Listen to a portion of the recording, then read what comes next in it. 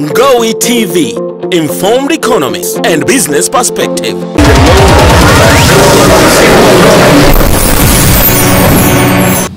Thank you. I think as an alternative source of financing, the value proposition with this really differs from one group to another. And in the African context, and my experience really, I'll put it in the context of small enterprises, MSMEs, micro, small and medium enterprises, especially those in the informal sector, where access to traditional finance from traditional financial institutions, like the banks, and I see some of the banking here, I see a colleague from the CRDB, access to finance really to most of this becomes a problem, especially for young entrepreneurs who really would like to start up and develop their enterprises. But then, when it comes to accessing credit, which is really available, gone are those days when credit was not available. Credit is now available, but then the problem is accessing it. Now, when you come with the question of, demands for credit in terms of, collateral, and there are traditional banks, and I've critiqued them quite a number of times, they used to focus mainly on the traditional collateral, non-movable assets. Now, youth, specifically, broadly speaking, and of course, when you go by gender, women in particular, they don't have so much collateral. And this could be a piece of land, could be buildings, etc. But also traditional financing would require formality. Would ask the formalization question. Would they ask the registration of that company? Would they ask for the business license? Would they ask for business premises? All that of stuff. So we'll ask, for example, the tax identification number. All those are what I call constraints and barriers into accessing finance. But then crowdfunding does not ask all those, I would say, unnecessary questions to someone who wants to start his or her business today. So I think those are part of the key issues. But then, broadly speaking, as we have partly said, it's a collection of small amounts from many people. So in that context, the pool, or the pool, to use this word, is big, is broader, So I think in this context, for small enterprises, if I'm to use only this example, really it has quite a lot of value proposition. Yeah, I mean, I'd have to agree with that. Essentially, in the world we live in now, which is driven by technology, it's really vital that we use that, and that's what crowdfunding really allows you to do. It allows you to get people who are your crowd, your consumers, as well as people interested in what you're doing, to actually be a part of your business by actually funding it. And we see this trend happening everywhere in the world, especially as we see younger and younger populations, and Africa, of course, we have the youngest population in the world, and it's getting younger, in fact, and we're more used to things like, collaborative consumption, where I don't need to own something, but I can, I'll use Airbnb or Uber or couch surfing or, these sort of online tools, and so crowdfunding really fits into that area where there's the opportunity to use people who you never could have before in order to raise funds, but also to prove that what you're doing is worthwhile, as opposed to putting a whole lot of money into something yourself and then you realize that there's no product market fit and you've wasted your own money. So yeah. For me, I am most interested in the crowdfunding perspective from the entrepreneurial side. And those of you who have thought about entrepreneurship or are entrepreneurs know that this is a very long journey to get investments. You probably would use 8 to 9 months to talk to different investors, and finally, if you get investment, then it is mostly on investor terms. So for me, crowdfunding gives you that opportunity to foresee your vision without anybody or one person or two investors trying to control your project or your vision. It is you who is an entrepreneur. It is you who is investing time into it. It's your baby, and you should be the one who should be the captain of your boat.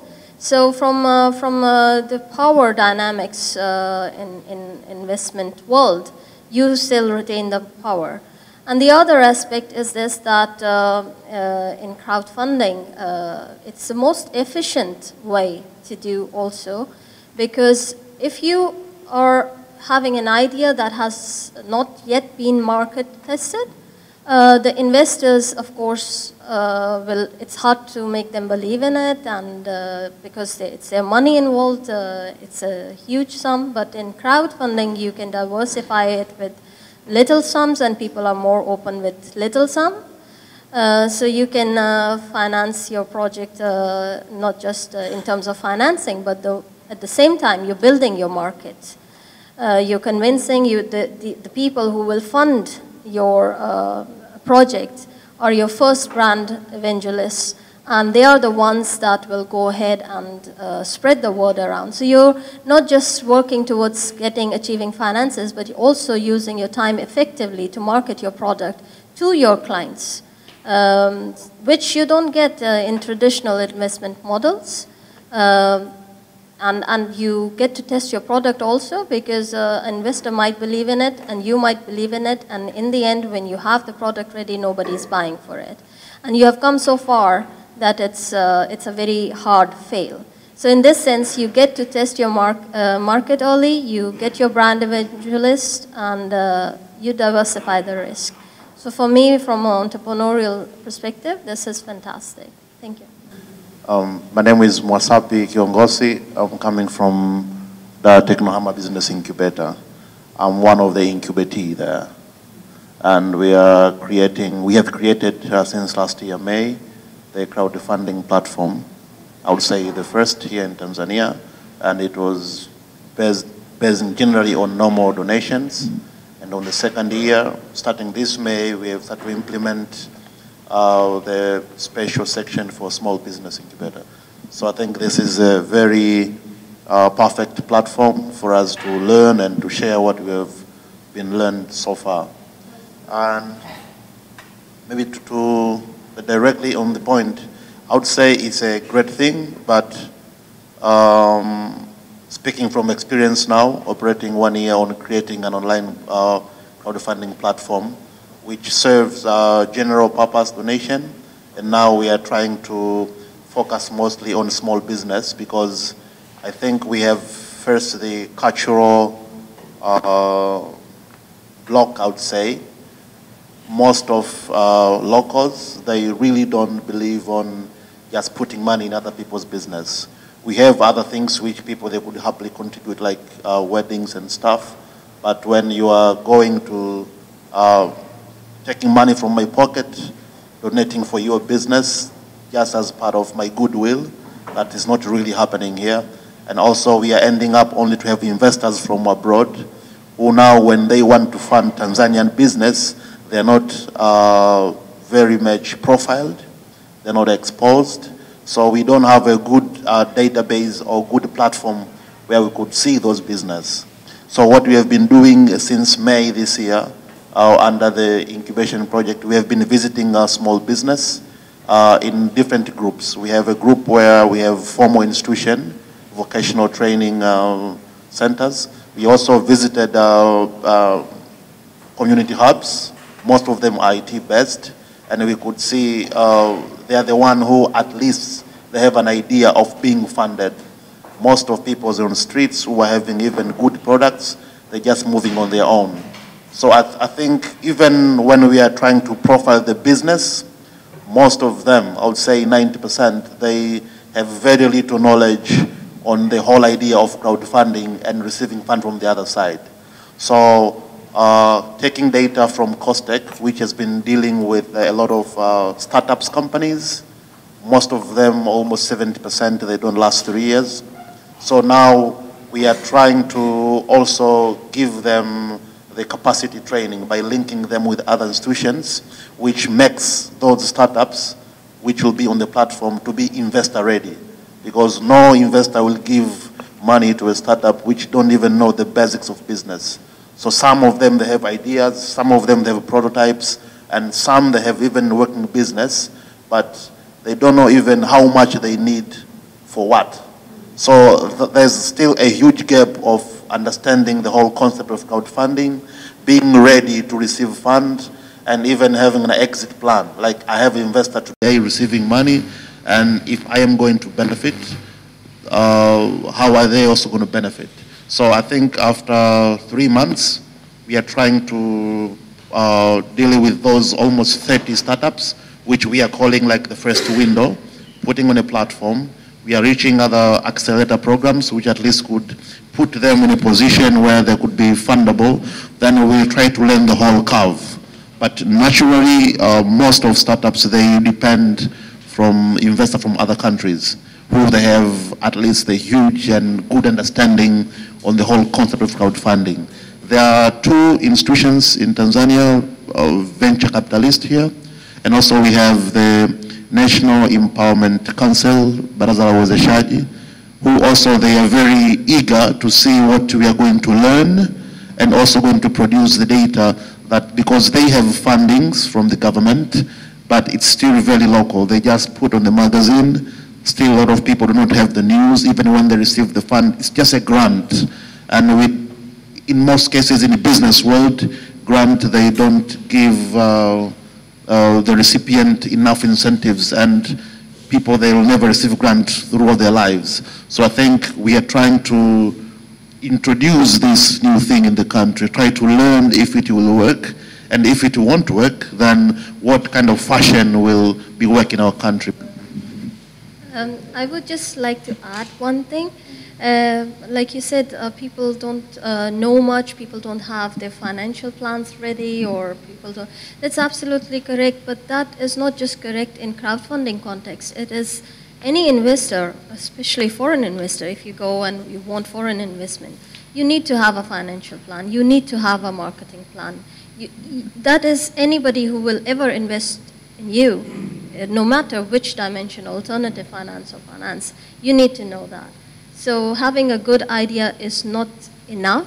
You need to collaborate with other people. A lot of people just think of entrepreneurship as one-man show. You need to actually team up with people who have different competence than you.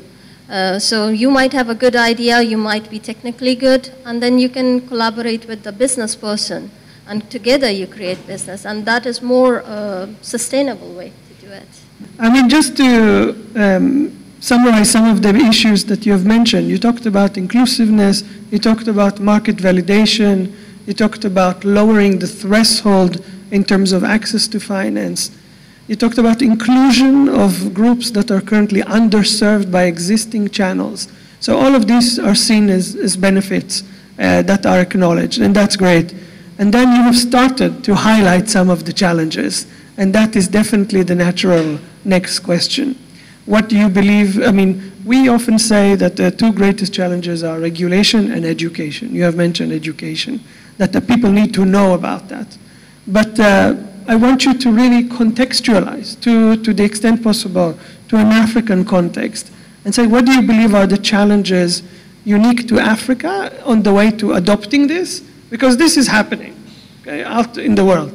Whether Africa will be early to it or late to it, it's happening. So what would be the challenges that await in Africa? And maybe if you can see a way how to deal with some of these challenges. Yes, thank you for this questions. Actually, I wish to follow up some of the points that he just mentioned just now. I think you have done a really good job for the incubator here in Tanzania, because that's the thing I wish to mention. Although there are several associations that governs in the African countries, however, we definitely need much more association or stronger leads or stronger institutions to help people. And also loads of projects now, and they are very fragmented and they are very small. You have seen loads of microfinance, but they're all just to their individual level. You won't really develop without the help of others. Everyone, you should think how to integrate all those different small business into a larger one. So you may receive much better interest of the investors. You may receive much larger funding in the future. And in the future, gradually you can develop into a good business model or good business startups to run your own career. So this is really important for the countries and also for all the African regions. And in addition to that, and also as Amy also mentioned yesterday, somebody else also told me, it's quite difficult to raise some money from the online platform profile. You definitely need to highlight your strength, your products, your business plan. Therefore, you will be attracted by loads of investors. Nobody will invest the money without any good reason. So this is important because in the UK, we generally have a better, because London is kind of financial capital in the world, have a good access to the capital and better environment, and everybody has some understanding of the microfinance. So this kind of the crowdfunding behavior has been well developed in the UK already, and also in China, just people have some interest to invest their spare money, and this is another alternative sources for their money. But in these countries, I think it's definitely still a longer way to go from the national perspective and strategy level. And I think still at the moment, there is not a very good support from the national level, from the regulations. Kenya starts to do something for the sandbox of regulation.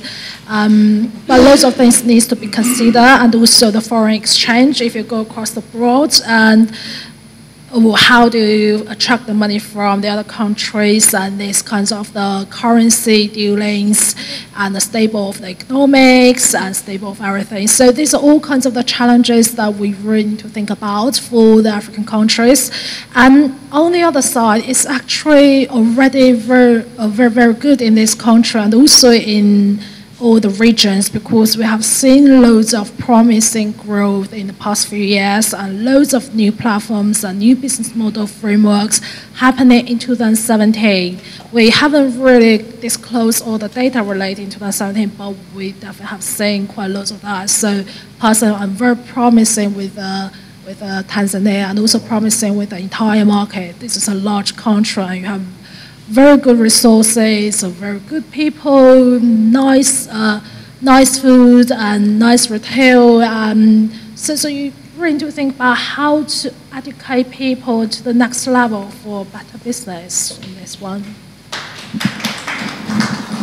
Thank you. For me, I think the key should be, first understanding the model itself, the way it works, and trusting in it, Yes, it's one thing knowing the model, but then it's another thing trusting in it, funding. Well, people that you visually don't know so much, we tend, and we have seen people inclined more to funding social events, really, rather than businesses, I have tried it several times. I've seen some students wanting school fees, and I've tried to raise funds for some school fees. People won't fund, and then if you call for a beer party, everybody shows up with funding, those kind of stuff. We fund weddings in terms of millions, but then if I say, well, I wanted to have, I run my own online TV, Ngowi TV, I wanted to boost capital, please come and invest.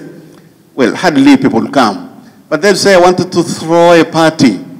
You contribute millions within a month, and we have a lot of WhatsApp groups, and we have been trying to raise funds for students actually at the University of Salaam. He could not see results for this semester, 600,000. And actually, I called for people, let's contribute. That's at my WhatsApp group. We are all 250 people. Actually, I contributed 550, and only one person contributed the remaining 50,000, So I'm sure even in the world of business, people really are, well, I don't know this person. If he will come here, I don't know him. Really, people, I think that's part of the challenge. But also, it's the question of a disposable income. Because again, when it comes to contributing, it's a function of one's income. Yesterday, we partly said we don't have unlimited amount of money, so we tended to contribute, that which is more or less leftover, I would say. Now, with relatively low incomes, with relatively low GDPs, really, people again find it difficult to contribute huge sums. Although, of course, with crowdfunding, you don't need all that much big amount of money, but then I think this is also a problem. The last one, maybe I'll say infrastructure, broadly speaking. Because, the crowdfunding works you know, within the access of internet. Yeah, of course. Now, internet has spread relatively very rapidly, but then those of my age would know it's something that came only yesterday. The young men and women I'm seeing here, you know, they were born and the internet was there. But then those of us in our days, when we had to travel kilometers to get internet into an internet cafe, and then, you know, you start opening the browser, it takes half an hour before it opens, you know. We used to say, you know, you cook food, you know, the food is ready before the internet opens. But now, of course, I think on the good side of it, really, things are much better with the mobile phones. Almost the connectivity is almost everywhere. Yeah, so I think that is the good side of it. But then, if you are to take from a historical point of view, really, internet access has been an issue here. For those who have been around for 5 decades like me. Yeah, no, absolutely. So, I mean, I completely agree with everything that's been said. I think further challenges are the fact that running a crowdfunding platform, so actually being a platform, is the business model of the platform is generally a fee as part of the, you know, they'll take a small portion of the money raised. And so to start out a platform, I mean, you've got the cost of building your technology or using a white labeled solution, but you have business costs. And unless you have large volumes, it's not a very sustainable business. And we've seen a lot of platforms come up in Africa and disappear within 1 or 2 years, because unfortunately they didn't get the traction on their platform. So that's quite a big challenge. The question is, you know, should we have a Pan-African platform that's large, that therefore, you know, can be sustainable, or should we have a lot of small platforms that are somehow, you know, funded by, potentially by governments or by incubators? So that's a challenge that we definitely face. You know, education is a major challenge, and that's one thing that, you know, we're trying to really tackle as much as possible. But we need to get it more popular in, you know, in culture, that this is something that we do. When it comes to those platforms, of course, one big issue we have is, you know, how are people going to pay? You know, so if you're going to contribute towards a campaign, if you're going to do that on Indiegogo, for example, you're going to need a credit card to do that. If you're going to, you know, if you look at a lot of the South African platforms, so the biggest platform in South Africa for rewards, which is called Thunder Fund, you can contribute to a campaign via credit card, via PayPal, via SnapScan, which is a South African payment platform that you essentially scan a QR code with your cell phone. So you can use SnapScan. So there's many different ways. So of course here in Tanzania, you need to be able to use M-Pesa or Tigo Pesa or, you know, different, you know, platforms. So the, you know, crowdfunding platforms need those payment gateways in order for people to actually easily contribute. And then another challenge when it comes to, you know, your more investment type crowdfunding is a problem, that the fact that there's just no regulation. So I know Rui mentioned in Kenya they're looking at a sandbox. What we're looking at the African Crowdfunding Association is developing a regulatory label that we'll then vet platforms, and we're then working with regulators. We've spoken to the regulators in Uganda and in Kenya and in South Africa and in Nigeria so far. And really there it's gonna, you know, it's about, you know, getting buy-in so that we can get regulations. So yeah, so those are definitely some of the challenges that are out there, and I think there's more. I just think that we often forget that crowdfunding is not something new. Crowdfunding has always existed.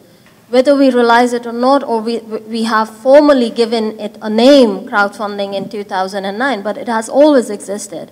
I can tell you an example from my originally I'm from Pakistan, so one example. We don't have a single platform there, but crowdfunding had happened. We have one of the biggest cancer hospital run totally free for everybody who wants to, and that is all crowdfunded. We have in India, for example, one of the biggest oil refinery companies called Reliance. That was equity crowdfunding before anybody has even heard about crowdfunding. So now we are actually giving labels and putting names on things what we have been doing, and this is beyond culture. It is human nature all around the world. People come together. People do. Yes, of course, there are challenges, but wherever there is need, humanity has always come together. So it's just a little bit, for me, it's just like how we go about the process, how we do things more formally. The only change in crowdfunding today than traditional crowdfunding is actually you have internet. That's the only difference. You have always done, and I'm sure in Africa also and in Tanzania, people have come together to finance projects together as communities. So there is nothing new about crowdfunding, really. It's just a platform which actually makes it more unlimiting. Like you don't need to limit yourself to your local community, but you can actually reach out the world, and the world is coming together. So that's actually phenomenal in that sense. Yes, with equity, with lending, we need to regulate, and governments are a bit slow, but people are always skeptic with the new thing. It's human.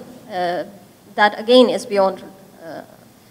But if you have, like, let's say 10 very successful cases in Tanzania, where people have gathered millions, suddenly it will take off. Just in the start, you have to have those kinds of campaigns which have really made it, and then you'll see people will rush to it, and they will force their governments to formulate regulations. That's what we have been seeing, so it shouldn't be a problem. Being part of the platform which we created last year, 1 year, with experience of we had 20 campaigns, and success rate was 4%, I remember.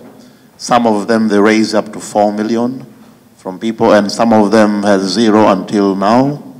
And I would say from that experience, and from most of the very good points we've been highlighting here, I'll also give the experience based on that. The thing of education and awareness. First of all, I really support that we have been doing crowdfunding way back, and now we have internet. And the idea of being it way back, then it goes back to the same idea that it's depend on the culture now. We started late, so we're a bit short on time. So now I have a request from you. Only one sentence each. One sentence, not longer. One thing that you recommend the people of Tanzania, or certain institutions in Tanzania, must do in order to make it happen or enhance the chances of success, and then we'll open it for questions from the public. I probably say, go to the website and find out the interested platforms and learn some business models from the other people and do the investment or run your own business from it, that you will be benefiting. Although you may be failed in your first time, but you will definitely be successful in the future. And you will know it much better and maybe help others to grow up your own business and others' business as well. Well, as an educator, as someone who is leading an academic institution, I would say really training is very important, education, sensitization. And in that context, Mzumbe University, for that matter, is ready to take a lead to become one of the centers of excellence when it comes to crowdfunding in African context, but also in Tanzanian context. You are most welcome. Yeah, I'd just say do it. Fail and then try again and do it. Yeah, I was going to actually recommend that the educational institutions should look into it, because like you were saying, donation, people want something back, and they will not, and these complications. And that is actually an aspect of education, to know which platform or which type of crowdfunding to use for what kind of business or need. So if you're looking for return, or if you're offering return, then you choose the business model accordingly. And I would also like to say that we have introduced 4 business models to you, but there are actually many types of crowdfunding that exist. So once you get familiar with crowdfunding, then you will see that there are many ways to do it. It's just to matching the product and your business and your need to the right business model of crowdfunding. And that's a matter of education. I'll steal your sentence. To me, I think not one sentence, just a word, value. When we think of crowdfunding, we should be clear on what value are we bringing in that we can get, and what value are we providing from the crowdfunding. So value is key for me. Thank you.